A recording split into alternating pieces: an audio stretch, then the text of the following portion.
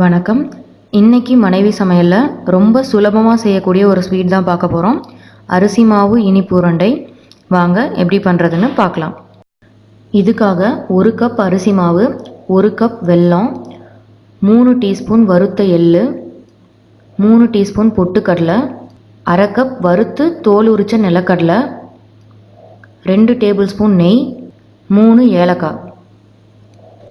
இந்த அரிசி மாவு கொழுக்கட்டை செய்கிறதுக்காக நம்ம அரிசி மாவு ரெடி பண்ணோம் இல்லையா, அதுலேருந்து எடுத்தது தான். இது எப்படி செய்யணும்னு தெரியாதவங்க கீழே டிஸ்கிரிப்ஷன் பாக்ஸில் லிங்க் கொடுக்குறேன், அதில் போய் செக் பண்ணிக்கோங்க. இப்போ மிக்ஸி ஜாரில் வறுத்த நிலக்கடலை, பொட்டுக்கடலை, வறுத்த எள்ளு சேர்த்துக்கிறேன். எள்ளு ஒரு 3 நிமிஷம் வறுபட்டால் போதும். இது கூட ஏலக்காய் சேர்த்துக்கிறேன். இதையெல்லாம் ஒரு பவுடராக அரைச்சிட்டு வந்துடலாம். இப்போ பாருங்கள், பவுடர் ரெடி ஆகிடுச்சு. இப்போ ஒரு கடாயில் எடுத்து வச்சுருக்க 1 கப் வெல்லம் சேர்த்துக்கிறேன். எந்த கப்பில் வெல்லம் எடுத்தீங்களோ அதே அளவு கப்பில் தண்ணி சேர்த்துக்கோங்க. இதை நல்லா கலந்து விட்டு ஒரு 2-3 நிமிஷம் நல்லா கொதிக்க விடுங்க. கம்பி பதம் வர வேண்டிய அவசியம் இல்லை. இது இப்போ 2 கொதி வந்துருச்சு. இதை தனியாக எடுத்து வச்சிடலாம்.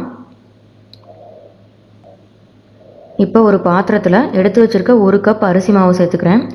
இது கூட ஒரு 1/4 கப் வறுத்த நிலக்கடலை 2 உடச்சி வச்சுருக்கேன், அதை சேர்த்துக்கலாம். இது கூட அரைச்சி வச்சுருக்க பவுடர் சேர்த்துக்கிறேன். இதை நல்லா கலந்து விட்டுக்கோங்க. இது கூட நம்ம காய்ச்சி வச்சுருக்க வெள்ளைப்பாகை கொஞ்சம் கொஞ்சமாக சேர்த்து கலந்துக்கலாம். இது ஏதாவது தூசு இருந்தாலும் இருக்கும், அதுக்காக வடிகட்டி சேர்த்துக்கிறேன். வெள்ளைப்பாகு சூடாக இருக்கும், அதனால் ஒரு கரண்டி வச்சு இந்த மாதிரி கலந்து விட்டுக்கோங்க.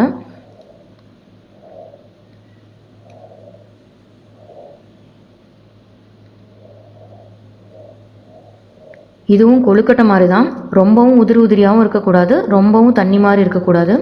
இந்த மாதிரி பதத்துக்கு நல்லா உருண்டை பிடிக்க வர்ற மாதிரி பதத்துக்கு கரெக்டாக பாகு சேர்த்து நல்லா கலந்து வச்சுக்கோங்க. இது கூட 1.5 டீஸ்பூன் அளவு நெய் சேர்த்துக்கிறேன்.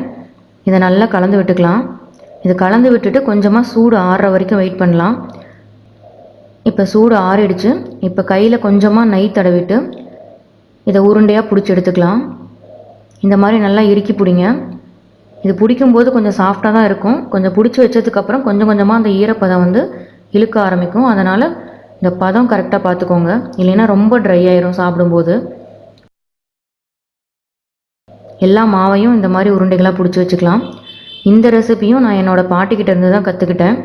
இது சாப்பிட்றதுக்கு அவ்வளோ சூப்பராக இருக்கும். கண்டிப்பாக செஞ்சு பார்த்துட்டு எப்படி இருந்ததுன்னு கமெண்ட்ஸில் சொல்லுங்கள். இந்த வீடியோ உங்களுக்கு பிடிச்சிருந்ததுன்னா மனைவி சமையலை லைக் பண்ணுங்கள், ஷேர் பண்ணுங்கள், சப்ஸ்கிரைப் பண்ணுங்கள்.